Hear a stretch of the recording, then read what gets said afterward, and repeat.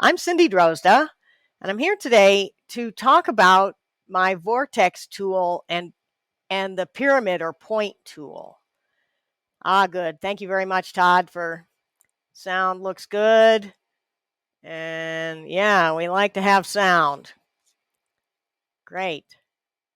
So I'm going to talk about the Vortex tool that I use and how I use it. And I realize that there are quite a number of other people who use a Vortex tool or something similar and maybe use it in a different way. So yeah, if you'd like to post your comments in the chat, either on Facebook or YouTube, and let me know what you would be doing with your Vortex tool and maybe how it differs from the one I'm using. So before I get going too far on here, I want to talk about a couple of upcoming things. The biggest deal here is that's not the one I wanted. This is the one I wanted. Vendor Showcase, Spring Vendor Showcase.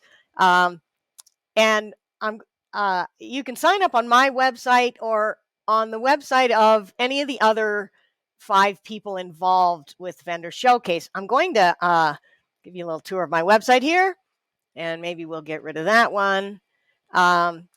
This is, if you go to my home page, here's a little introduction very fast to Vendor Showcase. Thank you, Todd, for the editing. Join us at Vendor Showcase. Join us at Vendor Showcase. Join us at Vendor Showcase. Join all of us at the Vendor Showcase. Join us at Vendor Showcase. Hi, I'm Cindy. Hi, I'm Todd. Hi, welcome. I'm Lyle. Hi, I'm Steve. I'm Joe. And that is John. There's John. There's John. And there's John. No, there's John. There's John right there. There's Didn't we John just down do there. it? Yes, a little bit of silly stuff. I just lost my tab there, which is not what I wanted to do. So I'll get my website back. Live streams, you gotta love them. There we go. That should be me here. All right. So I just wanted to also mention about my website that you can sign up for my next or latest demo here. You can also go to the Vendor Showcase page by clicking Learn More, or you can register for Vendor Showcase here on my website. Well, you register with Zoom, getting there via my website. So there's also a page on here that has the Register for Vendor Showcase down here, and the names of everybody involved: Todd Raines, Lyle Jameson, Joe Fleming, Steve Worcester, John Jordan, and me. And we are all going to have some fun. And one of the big fun things we're going to do here is we're going to have an egg challenge. The egg challenge is where we're all going to turn an egg. And this is Sunday at, I don't know when, sometime on Sunday. We're going to have this egg challenge. And I've been turning eggs to practice here. We'll take a 15-minute slot, and some of us will turn eggs live. And we're inviting all of you folks to come to Vendor Showcase and turn an egg along with us. It's going to be really fun. And John Jordan, the one who's we were talking about in the little video there, he's going to be the judge. And if you know John very well and you know his sense of humor, you know we're going to have a good time with that. We'll have tool reviews and some collaboration pieces turned by some of us and turned by others of us, and then decorated by Joe primarily. And so, yeah, join us. It'll be really fun. Looks like we've got people from all over the place. Marietta, Georgia. Hello, Glenn. And Spain. Yes, this is cool. Ontario, Canada. This is an international event already. I love it. I love it. And I'm not sure where Philip is from, but he didn't tell us. But anyway, yes. Well, good. Spirit Wind, Wood, Stone, and Bone is getting ready for Vendor Showcase. I love it. So, yeah, we'll look forward to seeing all of you there. Canada. Oh, Gordon was the winner at my last demo of the the demo piece and one of them. And that's something that's always a lot of fun when you come to my my online demos. I always make something and then we raffle it off at the end to all of the participants. My next one will be a nesting egg box, and that's April 13th. This is me. I'm here every now and then. And if you like these live streams, Todd Rain's Wood Turning Tool Store, he does them also. And you can find him on Facebook and YouTube. Look up Wood Turning Tool Store. And if Todd's listening, he may post his info in the chat for us. So yeah, please post your Vortex tool comments or questions. And I'm going to show you a couple of things that I use my Vortex tool for. First of all is, see if we can get over here. What does a Vortex tool look like? And here's the one I do. It has a flat surface here, and it's a little bit hollow ground just because that's what grinders do, but that's not part of the function of the tool. The function of this tool is kind of like a gouge, and it has a bevel on the back side. Looks like it has some dirt on it. And the bevel on the back opposite the flat is to create a cutting edge at the tip with a 25-degree included angle. And that means that if I take my protractor, we'll zoom out just a bit here. If I take my protractor and I measure that angle, it's going to be 25 degrees or so, 20 to 25. And I use this tool like a gouge, basically. And what I'm going to do is first show you some things I might do with it on a finial. Ah, yes, Philip is from UK, and I've got my phone making all kinds of weird noise. Hold on here for a second, please. I'm going to plug it into. All right. So, yeah, I use it on finials quite a bit. And here's a little piece of wood acting kind of like a finial.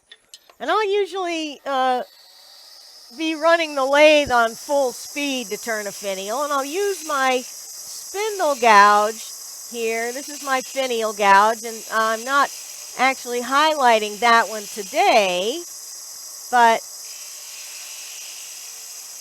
maybe that'll be a time for another live stream. I like to do V-grooves in my finials, and I'll usually do them with the spindle gouge here.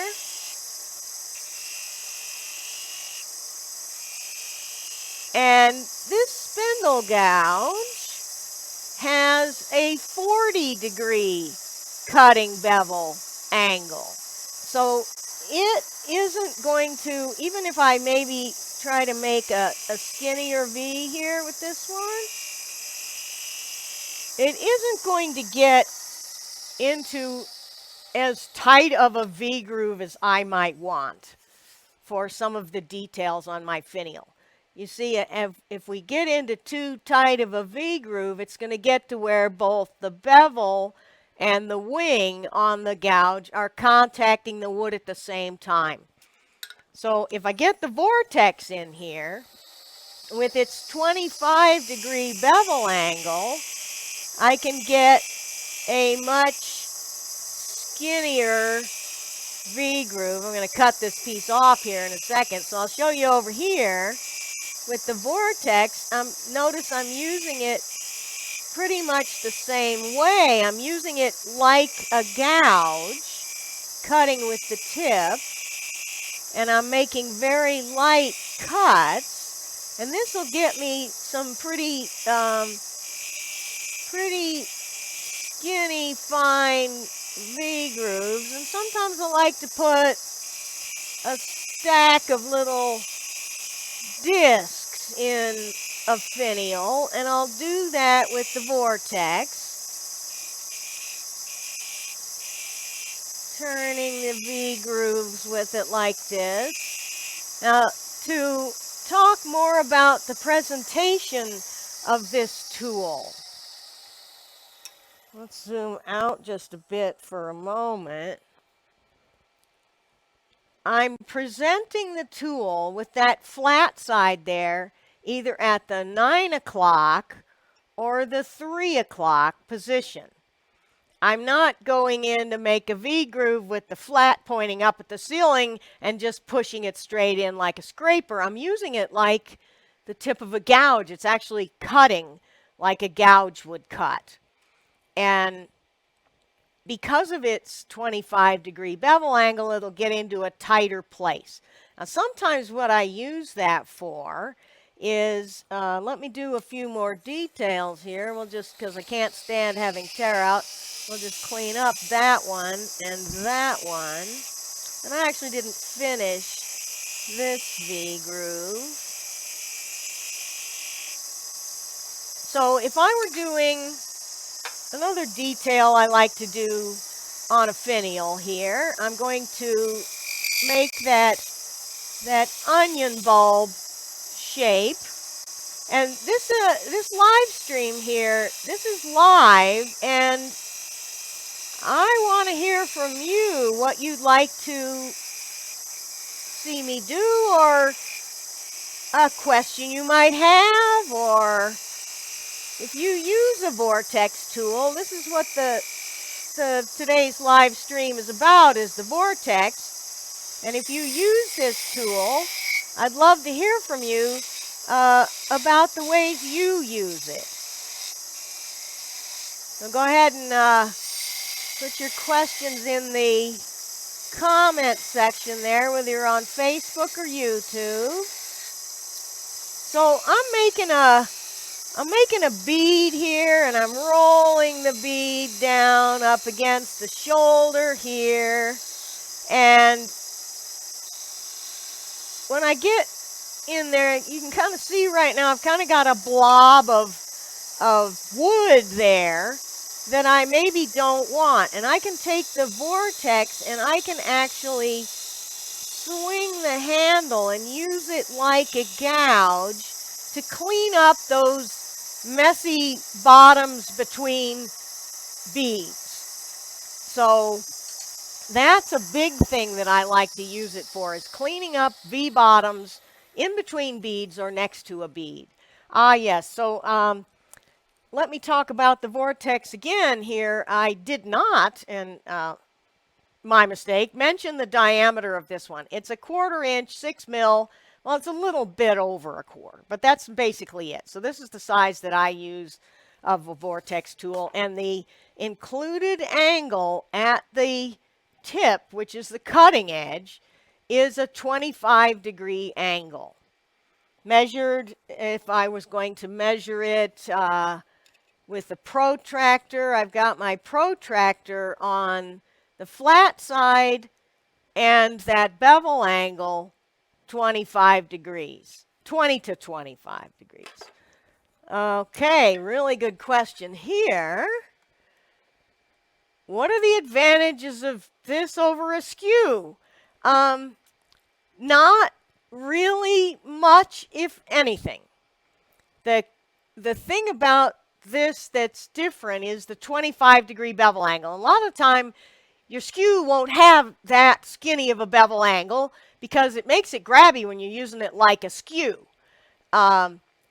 So also, if you're not really one who likes to use a skew a lot, this might be more comfortable for you because it's got the tip isolated from the rest of it. So it's like I'm cutting with the tip of a skew without all the rest of that metal around it. I can't give a real good argument for why this is better than a skew, except for that it might have a skinnier bevel angle and you might find it more comfortable to use. So is it better? Not necessarily. In wood turning, we're going to find that there are so many different ways to do things that I might do it this way, and someone else might do it another way, and we're both right. So this is something that I have come to want to use, and it's just my way. You know, I am no better. I'm not doing anything better than anyone else. I'm just showing you another way to do things. And here's a couple other things I might do with this Vortex tool. I'm going to put a different piece of wood in the chuck now. So I use it on finials for crisping up the details. And here's another thing that I use it for quite a bit that you'll see me do in my demonstrations, and that is that if I'm making this finial box, and we're just going to put this back in the chuck. This is a partly done finial box that I just prepared up for today.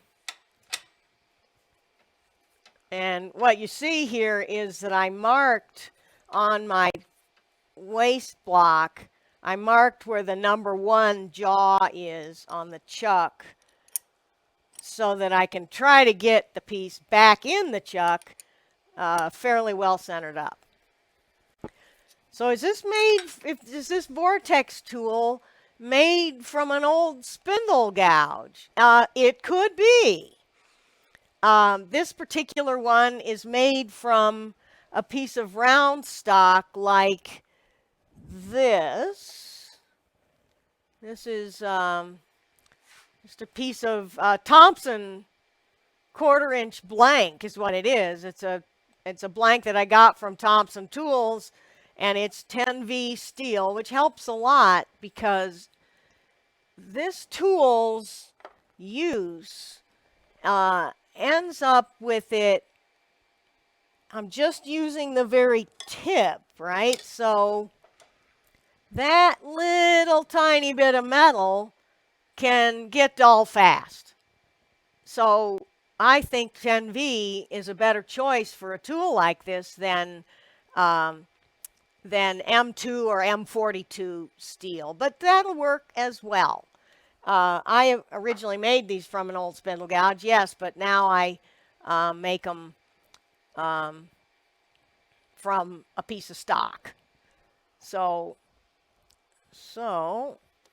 here we are now. I have a finial box on the waist block. Here's the box. Here's what you're seeing here is it's a box that I've done the inside, and now I'm going to put a little foot on the bottom of it, and I made that foot out of a contrasting piece of wood, and there's a mortise in the foot and a little tenon on the bottom of the box that the foot has fit over, and it's glued on. And now I'm going to shape that foot to fit up with the box. And I'll start usually when I do this full speed on the spindle, 3000 RPM here.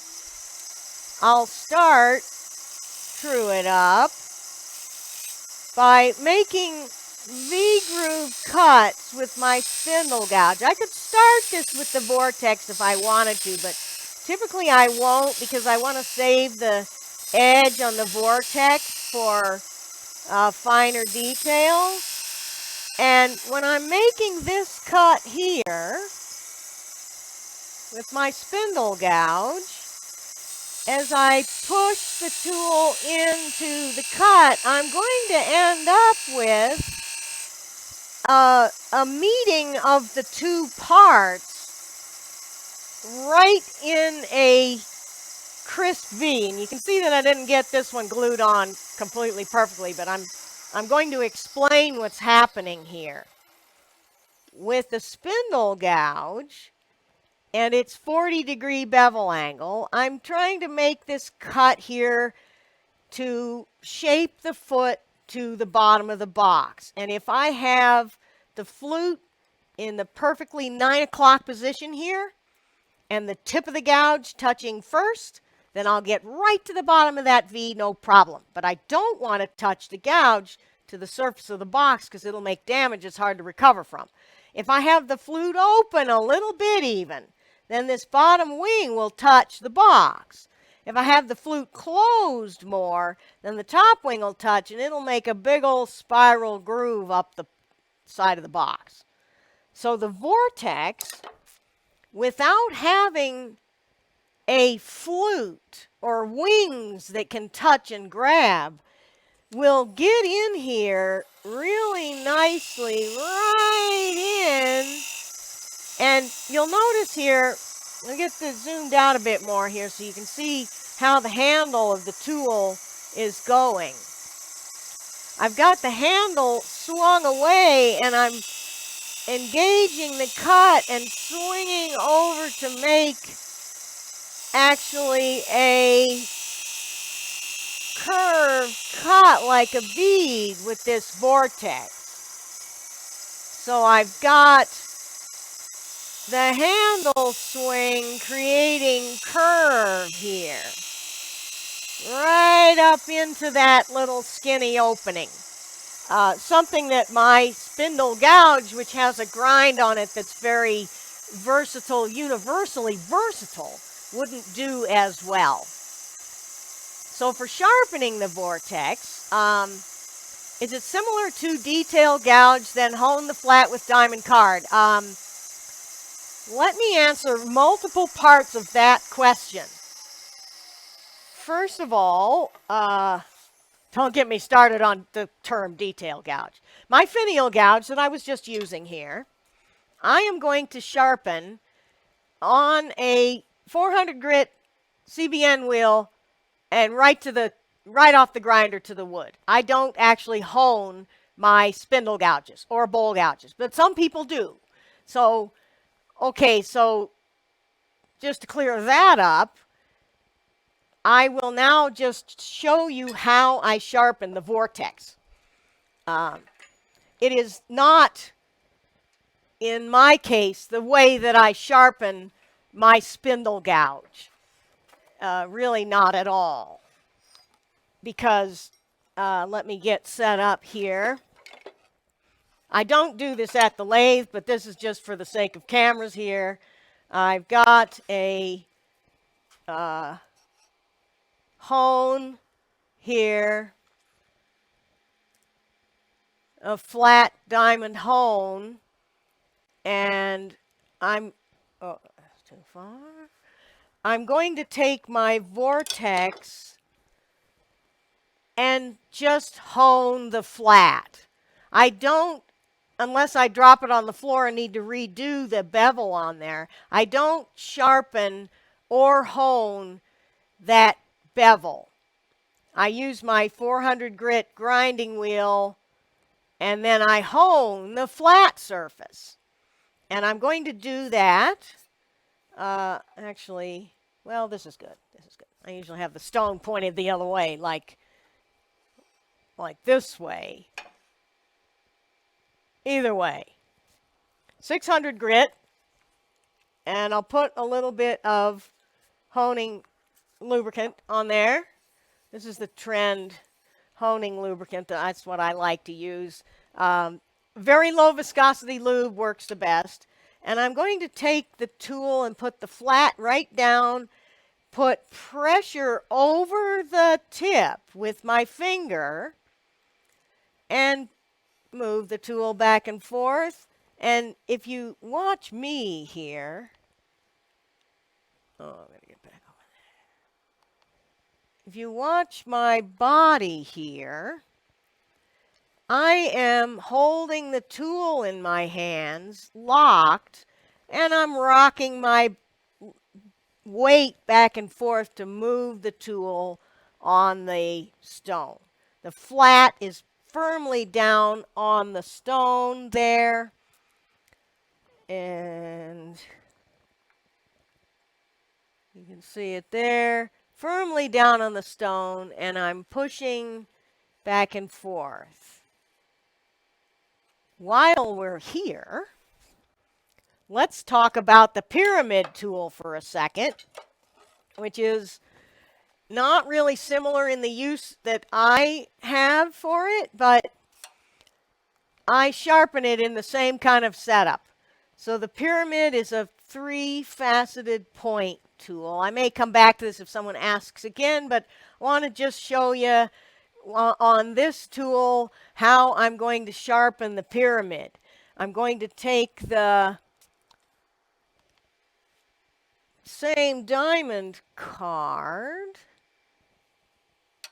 and put one of the flats down firmly on the card and then pull back, lighten up my pressure and let it slide forward, pull back, slide forward, pull back, so that I am never pushing with force to try to grind it. What I'm doing is I'm pulling it back to do the grinding.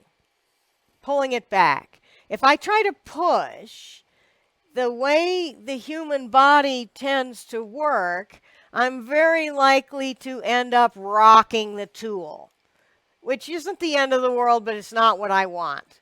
So when I pull, I have firm pressure down, and I'm pulling it back. So I'm almost pushing it with this finger, which is right above the facet that I'm sharpening. What I'm not trying to do is move my hand so that I rock the tool on the stone. That goes for both the pyramid and the vortex. So that's a very similar sharpening style there. So I can get that back up again if we have that question at some point. And yeah, this is your show here. If you have something you'd like to see about the vortex or pyramid, please post a comment. I want to hear from you. You can comment on either YouTube or Facebook. So now I've done this this finial box here. I'm not done with it. You know, there's more to do. But I did that transition between the foot and the box with the vortex because it'll get into that space without risk of damaging the box itself. Okay, do I only hone the one facet on the pyramid? I wouldn't say that I only hone the one facet. Let's look at it again. It's got three facets, and I can get a tad closer. It has three equal facets. If you look at it end on, you can see the shape there. Oh, I got to get higher up. There we are. It's three equal facets. And in order to have a cutting edge on two facets, I'll hone usually two of them, or maybe all three. I start with honing all three, and oftentimes in the midst of using it, I'll hone this one to get a cutting edge there, and I'll hone this one to get a cutting edge there. I'm trying to keep them all even. Quite often honing just one is enough. I'll show you what I do with this tool here in a little while, but I would hone all three facets the same way, basically. When you hone it, you get a little burr on the top, and sometimes you want to hone the adjacent facet to get rid of that burr. Right. So showing how I sharpen the vortex tool, I think what you mean, Charlie, is how do I shape it originally? Not so much how do I sharpen it, which is what I just showed you. To sharpen it, like between dullings in my turning, I'm going to hone the flat. If I were going to create one so that you can make your own, then I'm not set up with a camera over at the grinder today, but I will describe it. And here's what I would do. We're talking the vortex now. Let me get my stuff back. We're talking about the Vortex here. Oh yeah, all right. And there we are. The first thing I'm going to do is grind a flat on it. And I do that with the tool on a platform held in a little fixture that keeps it from rolling so that I can use the edge of the wheel to create a flat surface. It's not locating with anything at the moment. It's just creating a flat somewhere. And what I like to do is start with a coarse wheel and then finish up with a fine wheel. Although it doesn't have to be, or I finish up with a CBN wheel. It doesn't have to be a real fine grind because I'm going to hone the edge anyway. And yeah, you can actually buy these from me, and on my website you'll find them. But I do want to answer that question about how do I make one, because not everybody wants to is that going to work? Not everybody wants to buy one, and you might just prefer to make your own tools. Okay, first of all, I'm going to start with the best steel I can, and then I'm going to hone that or grind that flat on there. And then I'm going to set the tool so that, how am I going to show this? We're going to pretend that this tool rest is a platform, and we'll look at it this way. Okay, and we're pretending that there's a grinding wheel over here, and I'm going to put the tool, I'm going to set my platform so that I have the angle on the platform to the wheel that will create a 25-degree angle between that bevel I just ground and the flat that I ground first. And to get the round shape, I've got my tool on the platform here against the wheel, and I'm just going to be rolling it to get the round shape on this bevel here. Rolling it over to about 80 or 70 degrees because I don't want these wings here to be sharp cutting edges. I want them out of the way. I'm just going to cut with the tip with this tool. So it's kind of like the point of a skew with no heel, and it's kind of like the tip of a gouge with no flutes or wings. And so does that answer your question pretty well about how to make one? I made it. You can make one. So yeah, there we are. So I wanted to show a couple of other things about the use of the Vortex. And there's another one thing that I'm, or have had occasion to do. I wouldn't say I'm likely to do, but I had this job one time turning a bunch of stair balusters for a hotel. And what we had to do was a square pommel. That means I have square stock here, and I'm making a 90-degree squared around transition, and then it has a bead right up next to it. And when I do that bead with my spindle gouge, I'm getting in, tool rest too high here, I'm getting in, making this cut. Let's see if my tool rest is still too high. I'll show you what I'm looking for here.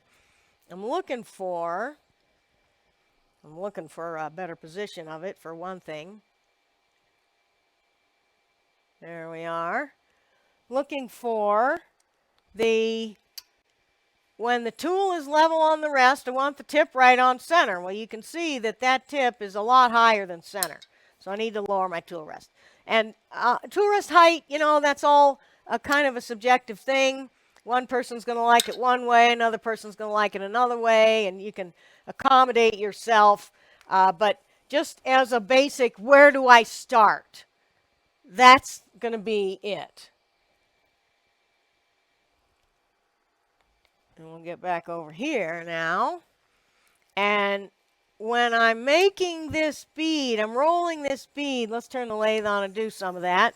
Oh, I'm going to need to true it up, of course, because though I tried to put it back in right. So I'm making the bead here. And when I finish the bead, let's get up here a bit so you can see that better. I'm making the bead here with my spindle gouge. And actually on that detail there was a little fillet next to the bead from I used my thin parting tool here. So when I'm making that cut with the spindle gouge, I am wanting to get to finish the cut. I want to get the bevel of the tool. Oh, Lupe Nielsen is here. Good to see you, Lupe. Greetings, greetings. Taking a peek. Very good. Well, okay, you got to get to work. Great to see you. I know a lot of you might be having to work today, and this is a good diversion. Just remember you can Alt-Tab back to where you were supposed to be when your boss shows up. All right, so here's what I'm needing to finish the cut with. This bevel directly perpendicular to the bed of the lathe so that I complete my bead all the way to the center. And this gouge needs to be in that position in order to do it, and you can see that big time the wings are going to hit on that pommel, so it won't really reach in there. The Vortex with a 25-degree bevel angle can get in there, and here I am rolling it like a gouge, and the Vortex will get right in there to finish that bead. The other thing the Vortex will do is finish the pommel down where my parting tool cut, because the parting tool cut isn't quite as clean as a gouge cut. I don't know if you can really see that. And then I'll just, on this job, take and clean off that fillet a little bit. So that is a way that the Vortex can get right up against a shoulder and do a cleanup job. And that's the kind of thing that I would use it for. Okay. So if you've got questions about the Vortex and what I use it for or what I don't use it for, nobody so far has said, how come you don't use your Vortex to make V-grooves by just pointing it in? I'm going to show you an example of that, which I don't do, and which I have heard of people doing. And, you know, trying to be open-minded. There are a lot of ways to use, even, let's say I designed this, well, I didn't exactly design this tool. I copied Stuart Batty on the design here. But I make this tool this way, and someone else might be making this same kind of tool a different way and using it differently. So let me just true this up. Even though I did try to locate the number one jaw, I might need to true up the end of this piece also, because I'm going to do some work on the end there. So what I'm not going to do with the Vortex is hold it this way and push it into the wood to make a V-groove. Although, look at that, it works. But I don't use it that way. I use it to cut the fibers. And I'm real curious here. If I were to now make a V the way I like to make it with my Vortex or my spindle gouge, what I'm doing is I'm slicing right through the fibers. And now we're going to take the pyramid point tool, and I'm going to hold it with one facet up, just like I did with the Vortex a second ago, saying that I don't do that with my Vortex, but it clearly worked. And I'm going to push the pyramid into the wood, and it will cut on the two facets on either side of the center point. And now I'm looking at it, and I have a very difficult time seeing any difference in the level of tear out at the edges or the finish on the walls of either of those three V grooves. So, right, so just because I do it that way doesn't mean it's the only way or the best way. Take what I have to say with a grain of salt. I would caution anyone not to use a vortex or a pyramid with a lot of tool rest overhang. In other words, overhanging the tool rest a long way. Like let's say if I was going to be doing, I wanted to do V grooves on the inside bottom of a bowl. And because the bowl is real deep, I'm going to end up with a lot of overhang here, trying to get in there. And this is not something I recommend because this small diameter tool is not going to do well with the wood touching the tip.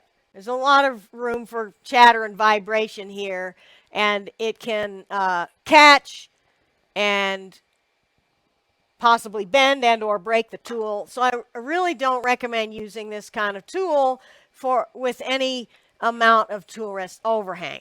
Okay, so David's got a pyramid point tool, and the D-Way tool has one facet. Oh, is it his diamond tool? I haven't used that one, but I don't know the answer to your question, whether the diamond tool from D-Way with only one facet will give me any better or worse use case. I'll have to try it. What I will say about the design of the point tool is that unless there's some way to get a point on it, you won't have a point tool. Like, for instance, if all I did was grind a facet on a piece of round stock, I don't get a point. So perhaps the three facets were just to create a pointed tool. The Vortex has a radius on the back opposite the flat, and that gives it a point. And I think the D-Way, what's it called? Diamond tool. Yeah, diamond tool. D-Way diamond tool has a shape at the back side that allows it to come to a point. So yeah, I need to try that tool. It might be something I decide to use a lot. And there are lots of tools out there that I have yet to buy, and I probably need to. One tool away from greatness, as always. Yeah, so I want to talk about making beads. And didn't somebody have a question about make beads with a... Okay, use the Vortex for making narrow beads. I don't use it that way. I use the pyramid that way. If I want to make very small beads, here's what I'm going to do with the pyramid.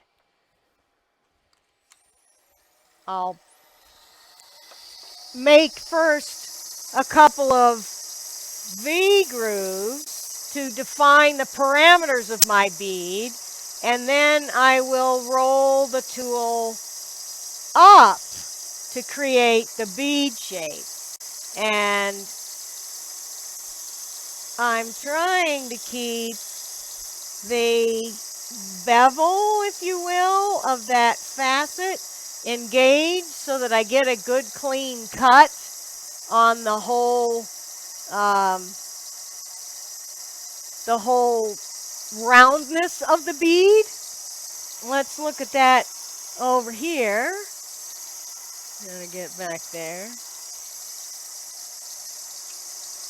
I made the V with the point, with the one facet up, and now I'm dropping the handle and rolling the tool. Here's the other side of that bead, dropping the handle and rolling the tool.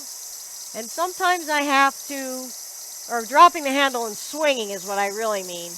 But I am also slightly rolling it. Let me get back to the overhead so you can see what I meant by that. We'll get a little deeper V here. I'm swinging it side to side to get the shape, and I'm also potentially having to roll it a little to keep the bevel angle of this cutting edge engaged with the wood.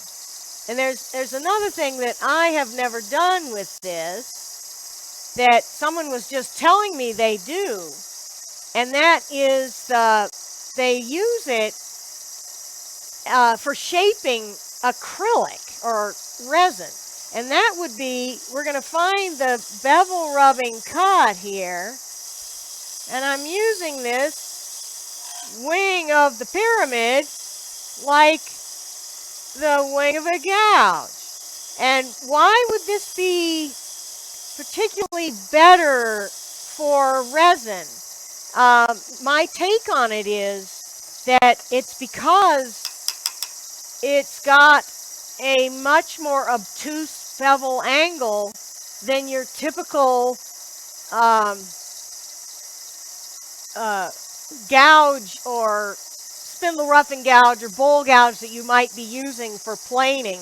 Now, I don't know how much exactly detail I can get shaping with this, and I might get a huge catch here because I've never done it before. But here's another thing I use this tool for, and that is to do a little bead on the very end for the start of thread chasing. And then let's say I was going to chase some threads up against the shoulder here.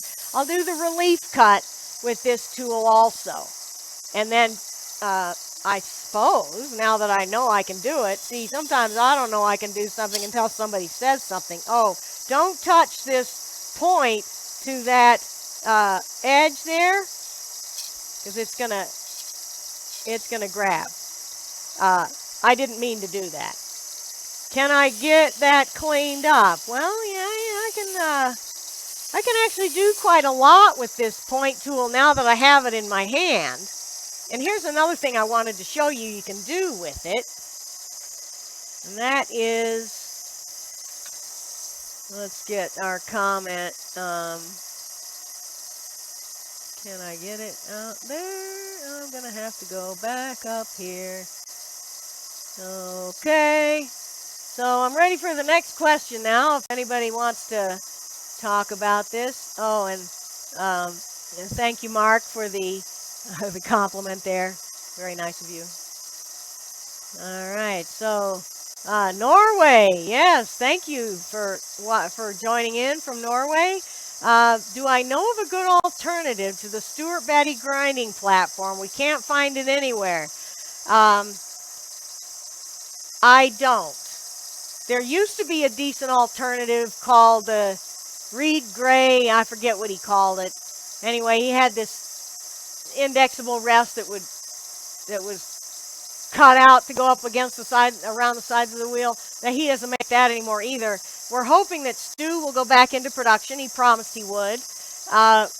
We are hoping that somebody else might make one and offer it for sale because I do believe it's a good thing. And in case you're not familiar with it, what's good about it is that, where are we here?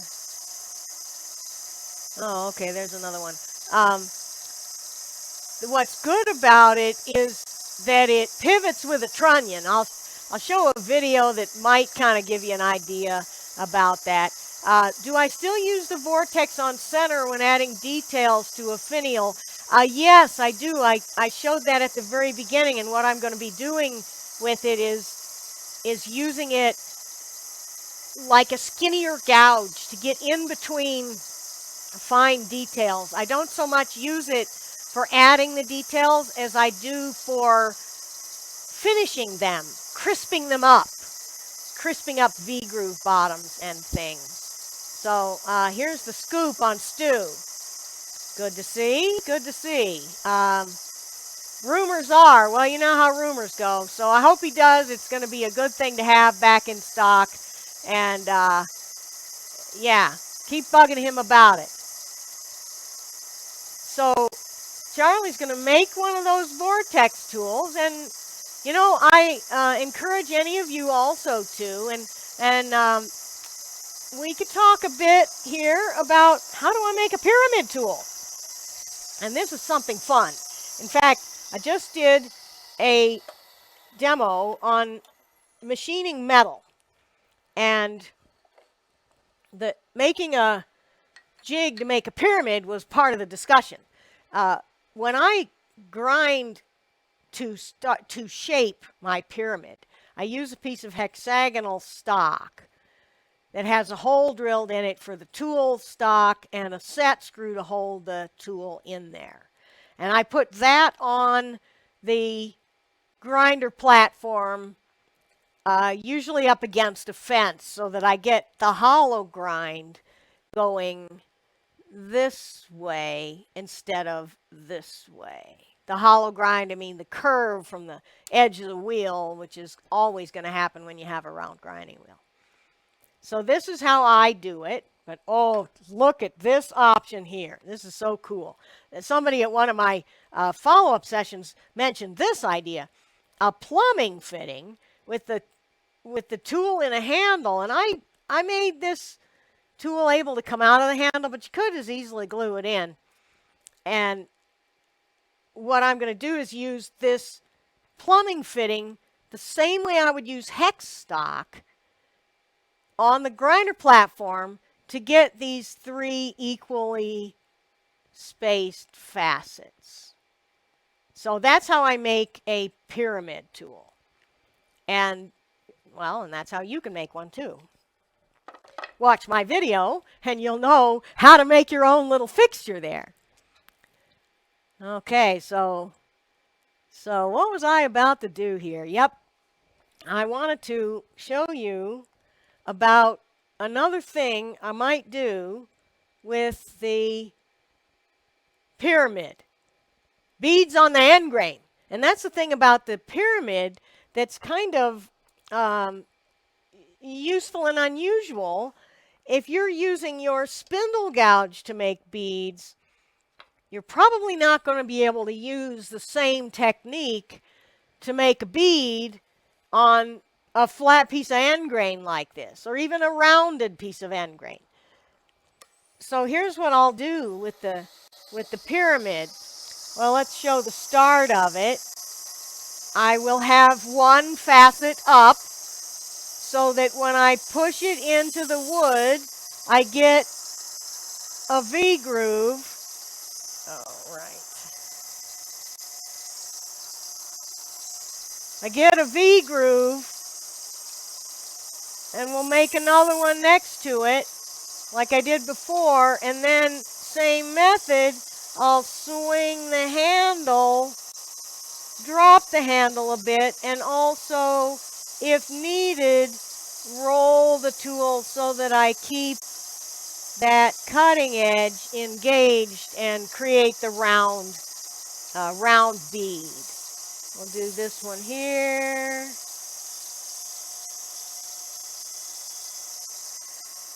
that's a kind of cool thing. That's not the only way I do tiny little beads. Here's another way.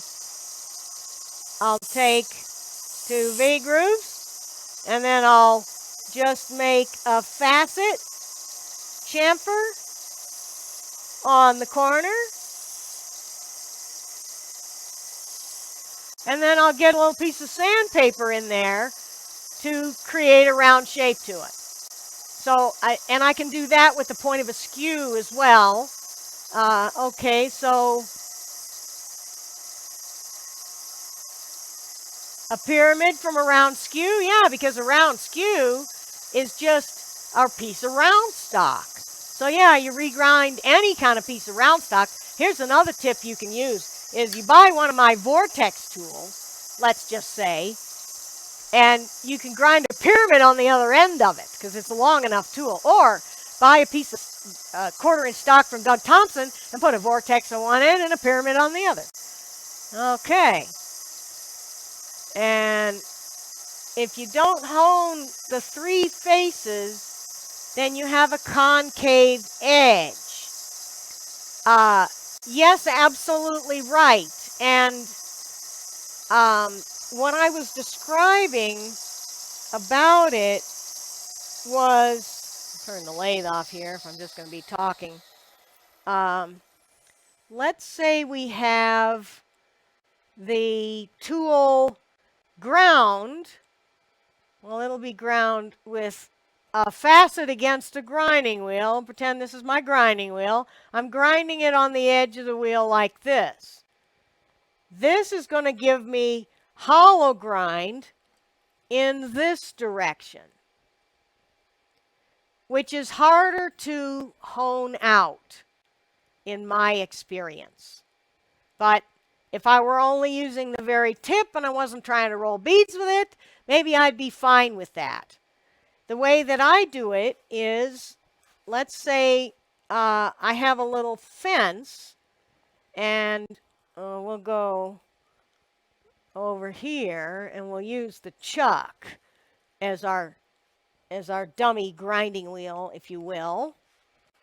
And I'm going to make a fence on the platform so that my hex stock is located by the fence, and one facet of the hex stock is down on the platform, and the platform is perpendicular to the wheel. And I'll go 1 facet, 2 facets, 3. Now what I have is the hollow grind goes this way. And I find it much easier to hone off the hollow grind on the entire cutting edge there. So there we are. I hope that answered your question well. But yes, I do originally, like let's say you buy one from me or I just made one from scratch. I am going to hone all 3 facets of the pyramid before using it. Could a Vortex be made from stock larger than 1/4 inch? Yes, it could. In fact, if you have seen Ashley Harwood or Stu Batty using a Vortex tool, they use a 3/8 diameter one. And that's what I started with also. I just found that I was using it for such tiny things, and I was never using it with any tool rest overhang, so 1/4 inch suited me better. Now, when I talked about the tool rest overhang there a while back, and I said about how if you take your 1/4 inch tool and you overhang it over the tool rest a long way, you're going to end up in potential chatter and bend and break if you get a catch. Well, if you have a 3/8 tool, it'll overpower that chatter. It won't chatter as likely. So that is another option. And I suppose you could make one even if you have a 3/4 inch stock if you felt like it. Let me know how that goes, okay? I don't know what you'd use it for, but maybe you'd use it for exactly the same things. Okay, so I wanted to show also another thing I do with the pyramid, which is kind of what I more typically do with the pyramid, and that is I use it to make decorative V-grooves. One of the things I'll often do on my pieces is, let's say this was the bottom of a box. I'm going to make a couple of little decorative V-grooves here just to decorate the bottom of my box. And I may not turn them into rounded bead shapes at all. I might just leave them as V-grooves. And sometimes I'll fill them with the engraving filler material I like to use so that it shows as gold rings on the bottom. And if I rounded them, it really doesn't work very well that way. Okay, so how are we doing here? We're just about at the proposed ending time. So I want to mention a couple of things that we talked about at the beginning here, upcoming stuff. And that'll be, where will that be? Over here. Vendor showcase. Yay! If you didn't see it before, I'm going to play it again because I love this. I love this video. It's not here. It's over here. If you go to my website, there's a little funny little video about the vendor showcase. Here. Oh, it's loading up.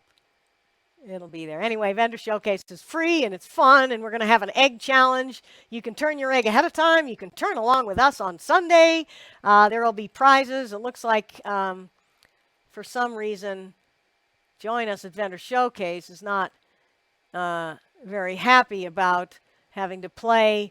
So, okay, you're out of there. And you can register for Vendor Showcase on my website. Or on the website of any of the other people involved. We have Joe Fleming, airbrushing wood, Lyle Jameson, he does hollowing rigs, Steve Worcester, your abrasive specialist is his tagline, Todd Raines, wood turning tool store, lots of great stuff there, cool little gadgets and things and stuff, and he does IRDs as well, and so does Lyle. And who else have we got? John Jordan, who, go watch that video, it's pretty funny. John will be the judge of the egg contest, so I don't think bribes will be accepted, but John's got a good sense of humor. That'll be fun. And then the other thing I want to talk about is I am doing a demo for Easter on a nesting egg box, and that'll be fun because it's a 2 ways to make an egg box. One is using one kind of template, and the other is using another kind of template, and they nest inside each other, and that'll be a lot of fun. And I might show that drilling jig I made in the metalwork demo also. That was a lot of fun. And then if you like these live streams, Todd's doing one tomorrow. Todd Raines, Wood Turning Tool Store. Go check him out on Facebook and YouTube, and you'll find him. If you scroll up in the chat from this session, you'll find there's a link in there from him too. And I do this every couple of weeks. You can find it on Facebook and YouTube. I'll put out a notification a week ahead of time. So, yeah, I hope you'll join me again. And you got any last comments before we call it a close? Okay. Ashley Harwood's Vortex tool. The Stu and Ashley, this is a Stuart Batty tool when he was making tools. And I guess Ashley might be making tools now too. So she's selling it again. It's got the flat all along the stock instead of just an angle on the end. And some people like that better. Stu likes that better, and I think Ashley does too. So yeah, great. As always with tools, there's more than one option out there. And I think that's cool. So yeah, well, if you bought mine too, then you'd have 2 of them. And, and you want every tool out there, right? Yep. And that's the way tools are. We're all one tool away from greatness. Or we are tool queens. I like that one, Sandy. Thank you. At least the women are. All right, so here's a serious question.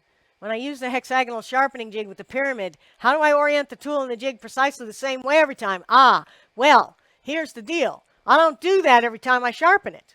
I do it to create the tool, and then I never put it back in that jig unless I damage it.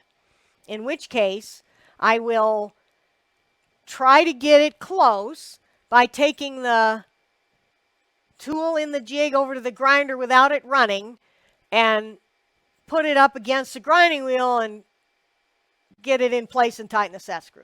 Another thing you can do, though, if you're smart, and I am apparently not because I've never done this, is if you can get a good flat, good consistent flat ground on the length of your stock, then the set screw will find that flat every time. And you won't have to fiddle with trying to reorient it. But the reason I never do that is because I don't grind the pyramid tool unless I've damaged it. I hone it for sharpening it.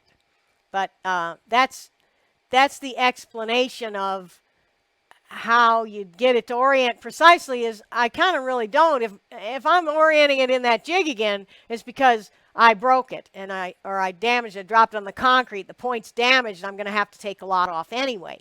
So yeah, so let's revisit that just one more time with the other very low-tech and wonderful option here, which is if you have your tool in a plumbing fitting for a ferrule that's hexagonal and you glue the tool in, then if you ever do have to take it back to the grinder, you just never take the tool out of the handle. This is using the handle that's going to remain in as the jig.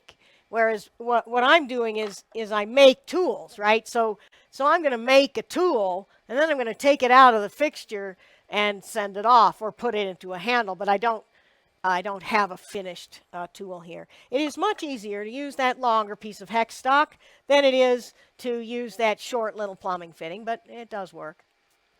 All right, so any more questions here? Okay.